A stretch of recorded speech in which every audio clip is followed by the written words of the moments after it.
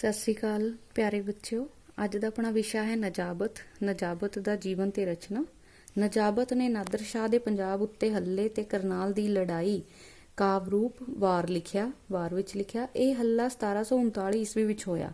ਇਹ ਵੀਰ ਰਸ ਭਰੀ ਵਾਰ ਕਾਵ ਗੁਣਾ ਤੇ ਸਮਾਜਿਕ ਤੇ ਇਤਿਹਾਸਿਕ ਦ੍ਰਿਸ਼ਟੀ ਤੋਂ ਬੜੀ ਮਹਾਨਤਾ ਰੱਖਦੀ ਹੈ। ਇਸੇ ਕਰਕੇ ਬੜੇ ਖੋਜੀਆਂ ਤੇ ਵਿਦਵਾਨਾਂ ਦਾ ਧਿਆਨ ਇਸ ਨੇ ਆਪਣੇ ਵੱਲ ਖਿੱਚਿਆ ਹੈ।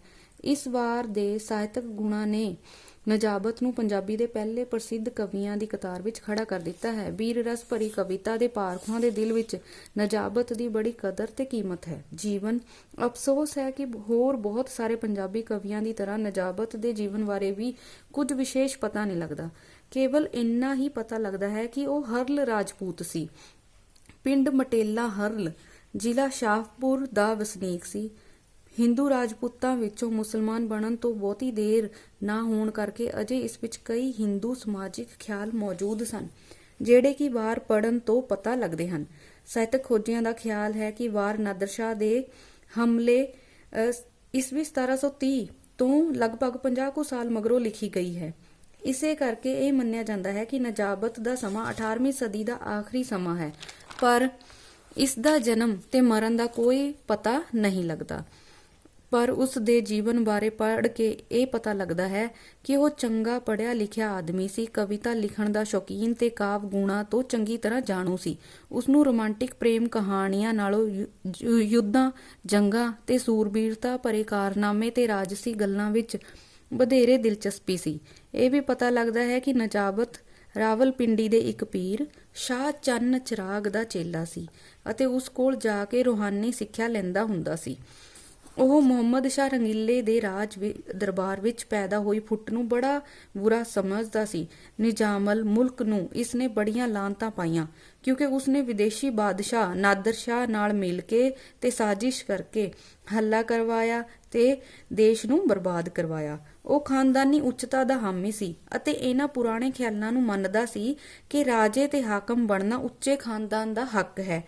ਇਸੇ ਕਰਕੇ ਉਹ ਲਿਖਦਾ ਹੈ, ਜ਼ੁਲਮ ਜਮੀ ਤੇ ਵਰਤਿਆ, ਕੂੜ ਮਕਰ ਬਹਾਨਾ, ਭਾਜੀ ਦੱਸੇ ਫਰੇਮ ਦੀ ਵਿੱਚ ਫਿਰੀ ਜਹਾਨਾ।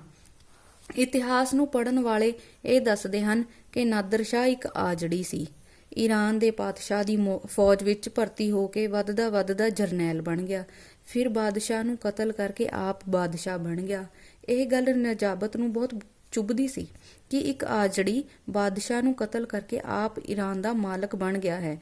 ਮੁਹੰਮਦ ਸ਼ਾਹ ਰੰਗੀਲੇ ਦੀ ਰਾਣੀ ਮੱਲਿਕਾ ਜ਼ਮਾਨੀ ਦਾ ਦਿੱਲੀ ਦਰਬਾਰ ਵਿੱਚ ਬੜਾ ਮੋਹ ਸੀ। ਮੁਹੰਮਦ ਸ਼ਾਹ ਰੰਗੀਲਾ ਉਸ ਦਾ ਗੁਲਾਮ ਬਣਿਆ ਹੋਇਆ ਸੀ।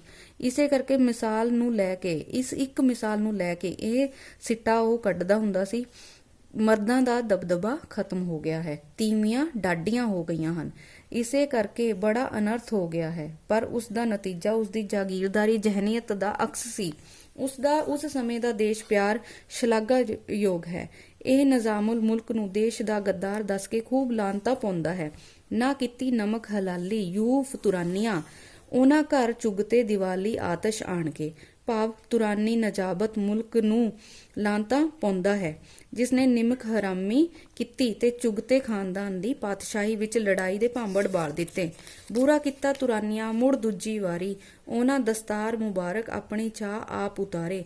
ਦਾੜੀ ਕਿਸੇ ਨਾ ਵੇਚਿਆ ਰੱਬ ਦੇ ਵਪਾਰੀ, ਉਹਨਾਂ ਸੱਦ ਕੇ ਆਉਂਦਾ ਨਾਦਰ ਸ਼ਾਹ ਦੇ ਰਿਸ਼ਵਤ ਭਾਰੀ।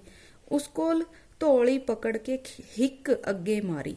ਘਰ ਵਿੱਚ ਭਾਵੇਂ ਆਪੋ ਵਿੱਚ ਲੱਖ ਮਤਭੇਦ ਹੋ ਜਾਵੇ, ਲੱਖ ਲੜਾਈ ਝਗੜਾ ਹੋਵੇ, ਪਰ ਤੀਜੇ ਨੂੰ ਦਖਲ ਅੰਦਾਜ਼ੀ ਦੇਣ ਲਈ ਸੱਦਣਾ ਬੇਵਕੂਫੀ ਹੀ ਹੈ, ਸਗੋਂ ਭਾਰੀ ਗੱਦਾਰੀ ਵੀ ਹੈ।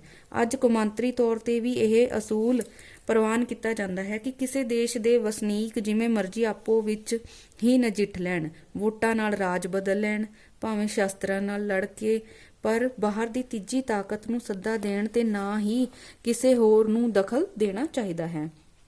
ਇਸ ਦਾ ਫਲ ਦੇਸ਼ ਦੀ ਗੁਲਾਮੀ, ਬੇਇੱਜ਼ਤੀ ਤੇ ਬਰਬਾਦੀ ਹੀ ਨਿਕਲਦਾ ਹੈ। ਇਸ ਪੱਖ ਤੋਂ ਨਜਾਬਤ ਦੇ ਉੱਪਰ ਲਿਖੇ ਵਿਚਾਰ ਦੇਸ਼ ਭਗਤੀ ਨਾਲ ਭਰੇ ਪਏ ਹਨ। ਨਜਾਬਤ ਦੀ ਵਾਰ ਕਿਤੇ ਲਿਖੀ ਹੋਈ ਨਹੀਂ ਮਿਲਦੀ। ਸ਼ਾਹਪੁਰ ਦੇ ਮਰਾਸੀਆਂ ਨੂੰ ਜ਼ਬਾਨੀ ਯਾਦ ਸੀ।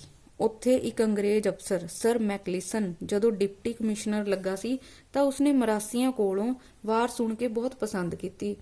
ਤੇ ਰੋਸ਼ਨ ਅੱਖਰਾਂ ਵਿੱਚ ਲਿਖਵਾ ਲਈ। ਇਹ ਮੈਕਲਿਸਨ ਮਾਰਸ਼ਲ ਲਾ ਵਾਲੇ ਐਡਵਾਇਰ ਮਗਰੋਂ ਪੰਜਾਬ ਦਾ ਲਾਰਡ ਜਨਰਲ ਵੀ ਬਣਿਆ ਸੀ। ਇਹ ਵਾਰ ਨਾਮੁਕੰਮਲ ਤੇ ਬੇਤਰਤੀਬ ਸੀ। ਮਗਰੋਂ ਸਰ ਹਰਕ੍ਰਿਸ਼ਨ ਕੌਲ ICS ਨੇ ਕੁਝ ਹੋਰ ਪੌੜੀਆਂ ਲੱਭੀਆਂ ਤੇ ਇਸ ਨੂੰ ਤਰਤੀਬ ਦਿੱਤੀ। ਇਸੇ ਉੱਤੇ ਅੰਗਰੇਜ਼ੀ ਵਿੱਚ ਇੱਕ ਲੰਮਾ ਮਜ਼ਮੂਨ ਲਿਖ ਕੇ ਇਸ ਦੀ ਸਾਹਿਤਕ ਤੇ ਇਤਿਹਾਸਿਕ ਮਾਨਤਾ ਦੱਸੀ ਤੇ ਪੰਜਾਬ ਇਤਿਹਾਸਕ ਸੁਸਾਇਟੀ ਵਿੱਚ ਇਹ ਮਜ਼ਮੂਨ ਪੜ੍ਹਿਆ, ਫਿਰ ਅੰਗਰੇਜ਼ੀ ਵਿੱਚ ਛਪਵਾ ਦਿੱਤਾ। ਇਸ ਮਗਰੋਂ ਬਾਬਾ ਬੁੱਧ ਸਿੰਘ ਨੇ ਇਸ ਉੱਤੇ ਟੀਕਾ ਟਿੱਪਣੀ ਕਰਕੇ ਬੰਬੀਹਾ ਬੋਲ, ਕੋਇਲਕੂ ਤੇ ਪ੍ਰੇਮ ਕਹਾਣੀ ਵਿੱਚ ਛਾਪਿਆ। ਸਰ ਹਰਕ੍ਰਿਸ਼ਨ ਕੌਲ ਦੀ ਰਾਏ ਇਹ ਹੈ ਕਿ ਇਹ ਵਾਰ ਨਜਾਬਤ ਨੇ ਨਹੀਂ ਲਿਖੀ। ਸ਼ਾਹ ਚੰਨ ਚਿਰਾਗ ਨੇ ਜਾਂ ਹਰਲਾਂ ਦੇ ਕਿਸੇ ਮਰਾਸੀ ਦੀ ਕਰਨਾਲ ਦੀ ਲੜਾਈ ਤੋਂ ਮਗਰੋਂ ਦੀ ਦਿੱਲੀ ਦੇ ਕਤਲੇਆਮ ਤੋਂ ਪਹਿਲਾਂ ਦੀ ਲਿਖੀ ਹੋਈ ਹੈ। ਇਸ ਕਰਕੇ ਇਸ ਵਿੱਚ ਦਿੱਲੀ ਦੇ ਕਤਲੇਆਮ ਦਾ ਹਾਲ ਨਹੀਂ ਬਿਆਨ ਕੀਤਾ ਗਿਆ। ਮਗਰੋਂ ਨਜਾਬਤ ਨੇ ਇਸ ਨੂੰ ਮਾਂਝ ਸਵਾਰ ਕੇ ਆਪਣੇ ਨਾਂ ਹੇਠਾਂ ਮਸ਼ਹੂਰ ਕਰ ਦਿੱਤਾ। ਬਾਬਾ ਬੁੱਧ ਸਿੰਘ ਦੀ ਰਾਏ ਇਸ ਤੋਂ ਵੱਖਰੀ ਹੈ। ਉਹਨਾਂ ਇਹ ਚੰਗੀ ਤਰ੍ਹਾਂ ਸਿੱਧ ਕੀਤਾ ਹੈ ਕਿ ਇਹ ਨਜਾਬਤ ਨੇ ਆਪ ਲਿਖੀ ਹੈ। ਉਸ ਦਾ ਨਾਂ ਕਈ ਥਾਈਂ ਆਉਂਦਾ ਹੈ।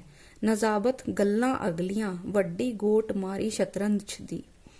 ਪਰ ਇੰਨੇ ਵੇਰਵੇ ਸਹਿਤ ਇਤਿਹਾਸਿਕ ਵਾਰ ਕਰਨਾਲ ਦੀ ਲੜਾਈ ਮਗਰੋਂ ਮਹੀਨੇ ਦੇ ਅੰਦਰ ਨਹੀਂ ਲਿਖੀ ਜਾ ਸਕਦੀ। ਇਹ ਕਾਫੀ ਚਿਰ ਮਗਰੋਂ ਲਿਖੀ ਗਈ ਹੈ। ਠੀਕ ਨਜਾਬਤ ਨੇ ਹੀ ਲਿਖੀ ਹੈ। ਵਾਰ ਦਾ ਸਾਹਿਤਕ ਤੇ ਇਤਿਹਾਸਕ ਮਹੱਤਵ। ਇਹ ਵੀਰ ਰਸ ਦੀ ਬਹੁਤ ਵਧੀਆ ਵਾਰ ਹੈ। ਭਾਵੇਂ ਕਈ ਸਤਰਾਂ ਦੇ ਤੋਲ ਵਜਨ ਢਿੱਲੇ ਤੇ ਕਾਫੀ ਕਮਜ਼ੋਰ ਹਨ, ਪਰ ਮਾਲੂਮ ਹੁੰਦਾ ਹੈ ਕਿ ਇਹ ਨਜਾਬਤ ਦਾ ਕਸੂਰ ਨਹੀਂ। ਜ਼ੁਬਾਨੀ ਯਾਦ ਰੱਖ ਕੇ ਗਾਉਣ ਤੇ ਸੁਣਾਉਣ ਵਾਲਿਆਂ ਨੇ ਇਸ ਵਿੱਚ ਘਾਟੇ ਵਾਧੇ ਕੀਤੇ ਮਾਲੂਮ ਹੁੰਦੇ ਹਨ। ਵਾਰ ਵਿੱਚ ਕਈ ਕਿਸਮ ਦੀਆਂ ਪੌੜੀਆਂ ਹਨ। ਸ਼ਬਦਾਂ ਦੀ ਚੋਣ, ਘਟਨਾਵਾਂ ਤੇ ਚਿੱਤਰ ਵੀਰ ਰਸ ਦੀਆਂ ਜਿਉਂਦੀਆਂ ਜਾਗਦੀਆਂ ਤਸਵੀਰਾਂ ਹਨ। ਕਈ ਥਾਵਾਂ ਤੇ ਨਾ ਤਾਂ ਇਸ ਦੇ ਸ਼ਬਦਾਂ ਦੀ ਆਵਾਜ਼ ਰਾਹੀਂ ਹੀ ਜੰਗ ਦਾ ਭਿਆਨਕ ਨਕਸ਼ਾ ਖਿੱਚ ਕੇ ਰੱਖ ਦਿੱਤਾ ਹੈ, ਜਿਵੇਂ ਦੋਹੀਂ ਦਲੀ ਮੁਕਾਬਲਾ, ਰਣ ਸੂਰੇ ਗੜਕੇ, ਚੜ ਤੋਪਾਂ ਗੱਡੀ ਟੁਕੀਆਂ, ਲੱਕ ਸੰਗਲ ਖੜਕੇ। ਭਾਵੇਂ ਮੁਗਲ ਰਾਜ ਸਮੇਂ ਜਥੇਬੰਦ ਫੌਜ ਦੀਆਂ ਲੜਾਈਆਂ ਹੁੰਦੀਆਂ ਸਨ ਤੇ ਕੱਲੇ ਨੂੰ ਮੈਦਾਨ ਵਿੱਚੋਂ ਕੱਢ ਕੇ ਦੁਵੰਦ ਯੁੱਧ ਹੁੰਦਾ ਸੀ ਤੇ ਦੋ ਸੂਰਮਿਆਂ ਦੇ ਯੁੱਧਾਂ ਨਾਲ ਜੰਗ ਦੇ ਫੈਸਲੇ ਨਹੀਂ ਹੁੰਦੇ ਸਨ, ਪਰ ਨਜਾਬਤ ਨੇ ਵਾਰ ਦੇ ਪੁਰਾਣੇ ਲੱਛਣ ਮੁਤਾਬਿਕ ਇਕੱਲੇ ਸੂਰਮੇ ਅੱਗੇ ਲਿਆ ਕੇ ਵੀ ਲੜਾਈਆਂ ਕਰਵਾਈਆਂ ਤੇ ਅਖੀਰ ਵਿੱਚ ਨਾਦਰ ਸ਼ਾਹ ਤੇ ਖਾਨਦੋਰਾ ਦੀ ਲੜਾਈ ਦਾ ਚੰਗਾ ਨਜ਼ਾਰਾ ਵਿਖਾਇਆ। ਅਲੰਕਾਰ ਵਰਤਣ ਵਿੱਚ ਤਾਂ ਨਜਾਬਤ ਨੇ ਕਮਾਲ ਕਰ ਦਿੱਤਾ ਹੈ। ਅਲੰਕਾਰ ਵੀ ਡਾਢੇ ਢੁਕਵੇਂ ਤੇ ਆਲੇ ਦੁਆਲੇ ਦੇ ਜੀਵਨ ਵਿੱਚੋਂ ਲਏ ਹਨ, ਜਿਵੇਂ ਜਿਉਂ ਤੀਰ ਛੜਕੇ ਭਾਦਰੋਂ, ਬੰਨ ਢੁੱਕੇ ਲੜੀਆਂ, ਜਿਉਂ ਮੇਖਾਂ ਬੇੜੀ ਢੁਕੀਆਂ, ਤਨ ਗੁੱਜਾਂ ਬੜੀਆਂ। ਕਿਸੇ ਸੂਰਮੇ ਦੀ ਬਰਸ਼ੀ ਕਿਸੇ ਦੀ ਖੋਪਰੀ ਵਿੱਚ ਵੱਜ ਕੇ ਉਸ ਨੂੰ ਭੰਨ ਦਿੰਦੀ ਹੈ।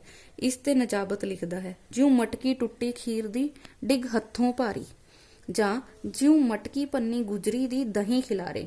ਮੈਦਾਨੇ ਜੰਗ ਵਿੱਚ ਲੋਥਾਂ ਪਈਆਂ ਨੂੰ ਵੇਖ ਕੇ ਲਿਖਦਾ ਹੈ, ਜਿਉਂ ਮੋਛੇ ਕਰ ਸੁੱਟੀਆਂ ਗੰਨੀ ਤਰਖਾਣਾ, ਜਿਉਂ ਝੜੇ ਸ਼ਰਾਬੀ ਫਰਸ਼ ਤੇ ਬਾਹਾਂ ਦੇਣ ਸਰਾਣਾ, ਖੇਡ ਸੁੱਤੇ ਹੋਲੀ ਰਾਜਪੂਤ ਕਰ ਸੂਹਾ ਬਾਣਾ। ਨਜਾਬਤ ਵੀਰ ਰਸ ਦੀ ਬੋਲੀ ਤੇ ਅਲੰਕਾਰਾਂ ਦਾ ਉਸਤਾਦ ਹੈ। ਉਸ ਦੀ ਬੋਲੀ ਕੇਂਦਰੀ ਪੰਜਾਬੀ ਹੈ, ਭਾਵੇਂ ਵਿੱਚ ਲਹਿੰਦੀ ਤੇ ਪੋਠੋਹਾਰੀ ਰੰਗ ਵੀ ਚਮਕਦਾ ਦਿਸਦਾ ਹੈ। ਨਜਾਬਤ ਦੀ ਇਤਿਹਾਸਿਕ ਵਾਕਫੀ ਕੁਝ ਕੱਚੀ ਵੀ ਹੈ। ਉਸਨੇ ਕਾਬਲ ਤੇ ਕੰਧਾਰ ਨੂੰ ਈਰਾਨ ਦੇ ਅਧੀਨ ਸਮਝ ਕੇ ਮੁਹੰਮਦ ਸ਼ਾਹ ਦੇ ਮੁਖੋਂ ਅਖਵਾਇਆ ਹੈ ਕਿ ਮੈਂ ਕਾਬਲ ਤੇ ਕੰਧਾਰ ਫਤਿਹ ਕਰਾਂਗਾ, ਮੈਂ ਬਾਲਾ ਸ਼ਾਖ ਨੂੰ ਸਰ ਕਰਾਂਗਾ। ਹਾਲਾਂਕਿ ਇਹ ਮੁਗਲ ਰਾਜ ਦੇ ਅਧੀਨ ਸਨ, ਪਰ ਸਮੁੱਚੇ ਤੌਰ ਤੇ ਇਸਨੇ ਦਿੱਲੀ ਦਰਬਾਰ ਦਾ ਅੰਦਰੂਨੀ ਨਕਸ਼ਾ ਤੇ ਨਾਦਰ ਸ਼ਾਹ ਦੀ ਲੁੱਟਮਾਰ ਦੀ ਤੇ ਭੁੱਖਮਰੀ ਨੂੰ ਬਹੁਤ ਸੋਹਣੀ ਤਰ੍ਹਾਂ ਖੋਲ ਕੇ ਦੱਸਿਆ ਹੈ।